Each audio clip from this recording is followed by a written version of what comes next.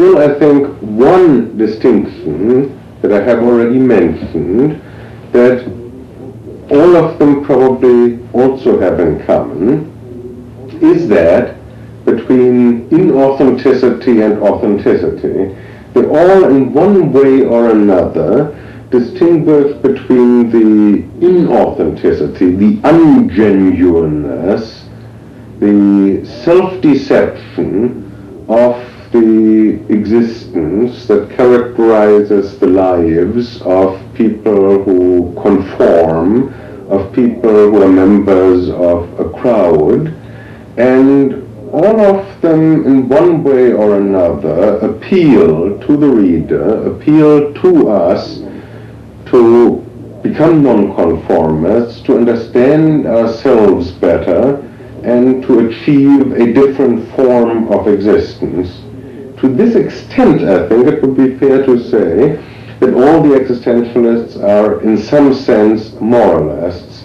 I'm sure that Martin Heidegger would be very unhappy with that suggestion. He certainly doesn't consider himself a moralist. And it is very striking that not one of the three existentialists of the 20th century has managed to write any book on ethics.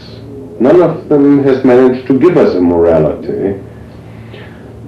Nevertheless, one of the implications of their work is very definitely, one of the preoccupations of the work is very definitely to draw this distinction between a mode of existence that they disapprove of and that they want us somehow to become dissatisfied with, and another kind of existence that they consider possible and that they want to make us aware of and that they consider superior. Professor Kaufmann, I find that a particularly interesting point, and I would like to ask you now how you explain the fact that they are so disinclined to be prescriptive. I think there are two things probably that come together here. These very philosophers, who are widely considered so unacademic and in some ways anti-academic, closer to real life, are really all, in some ways, all too professorial.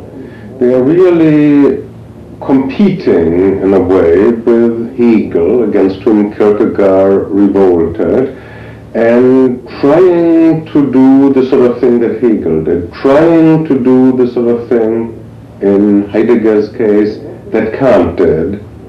And what they feel one must do, being a philosopher, is write about being.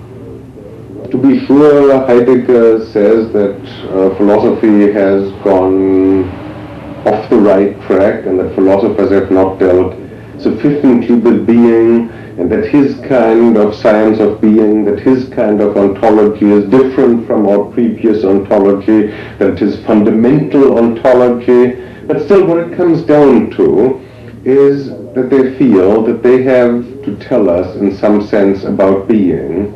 And so they present the contrast between two ways of being, between two modes of existence, as if it were an explication of the nature of being, as if it were more metaphysics than ethics.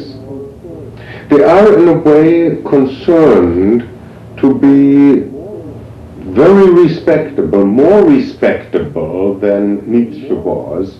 They are in a way bidding to be taken very seriously in graduate seminars, to be discussable by professionals.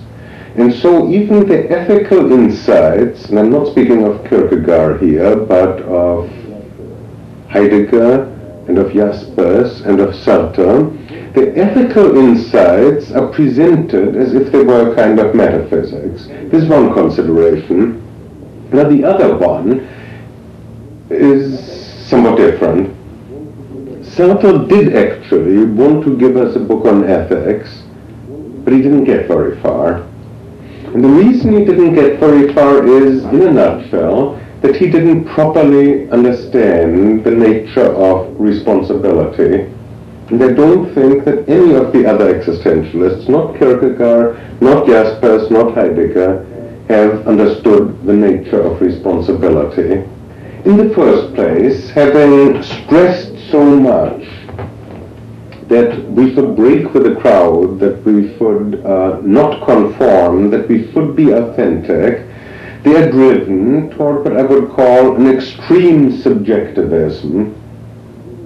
What they have spurned is the crowd. What they have spurned is the anonymous one, the anonymous they. What they have exhorted us to be is individuals. What they've exhorted us to be is resolute, to choose with a will, to be authentic. And now the painful question arises, does anything go then, as long as it is chosen with a will, as long as it is chosen very resolutely? And here they shy back from the consequences of their own position. It seems to point toward moral anarchy and also toward intellectual anarchy. It seems to point in the direction of saying, to thine own self be true, and what you do then really doesn't make any difference, because as long as you are true to yourself, as long as you are authentic, as long as you are truly different from other people and realize yourself, anything you do will be fine. But they cannot really quite accept that conclusion, and they feel in their bones, or Sartre in his famous lecture on existentialism as a humanism quite explicitly, that this would be irresponsible. And now they are wondering, how can they introduce into this kind of extremely subjectivist ethic some notion of responsibility? And here they do not succeed. And because they do not succeed, because they are unable to tell us what would constitute a responsible choice, how to draw the line between a choice that would be responsible and that they could truly respect and an irresponsible one, they have been unable to give us an ethic. And so they do not get beyond exhortations to be resolute, to be authentic. There is no content. And I'm saying it is not because the content troubles them, but because they have no criteria for distinguishing between an irresponsible decision and a responsible one.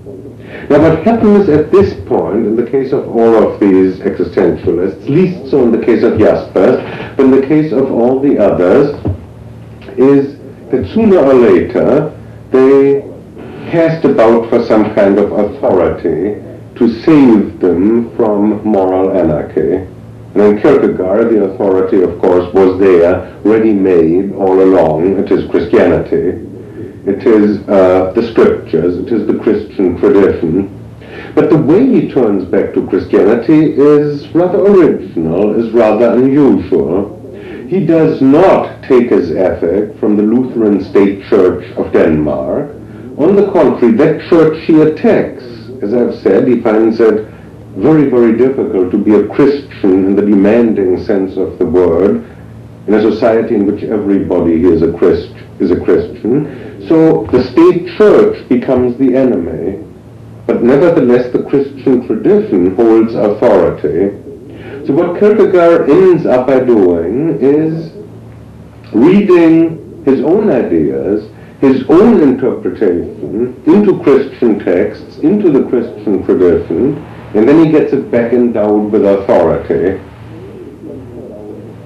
He claims to interpret, but he interprets somewhat arbitrarily, and now what he gets back is no longer just his ideas, which are very personal, which might enable you to say, yes, these are your ideas and here are mine. No, his ideas being presented by him as exegeses of the Christian tradition come back with all the authority of the Christian tradition.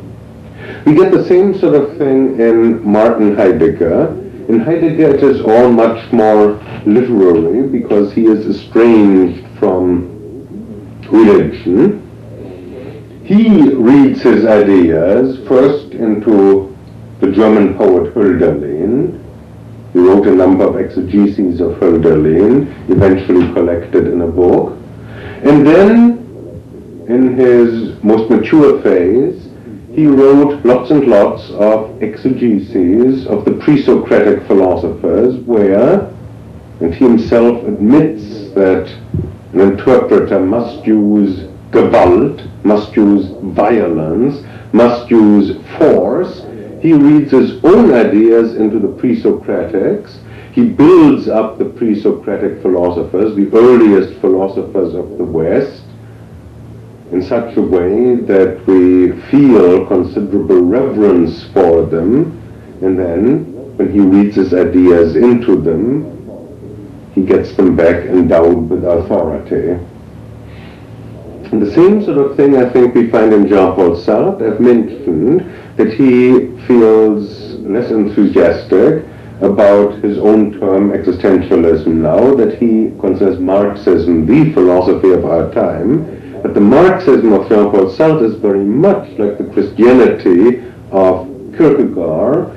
He too reads his own ideas into Marxism and then gets them back endowed with authority. Marxism, says he, is the philosophy of our time. Why should it be?